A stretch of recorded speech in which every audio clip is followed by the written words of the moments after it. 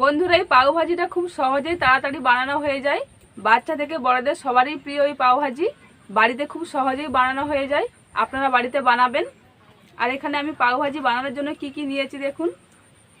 এখানে আছে পাউরুটি, এখানে মশলাগুলো আছে হলুদ গুঁড়ো, জিরে গুঁড়ো, ধনে গুঁড়ো, গোটা জিরা, খাবার সোডা, লঙ্কা গুঁড়ো, লবণ আর শুকনো গরম মশলা আছে। এখানে আছে ক্যাপসিকামকে কুচিয়ে নিয়েছি, পেঁয়াজ কুচো, আর হচ্ছে এখানে আছে বাদাম, বেসন, টমেটো সস নিয়েছি। আলুগুলোকে সিদ্ধ করে রেখেছিলাম আগে থেকে। আমি বাদামগুলো এখন ভেজে নেব। কড়াই তেল দিয়েছি, তেলটা গরম হয়ে গেছে।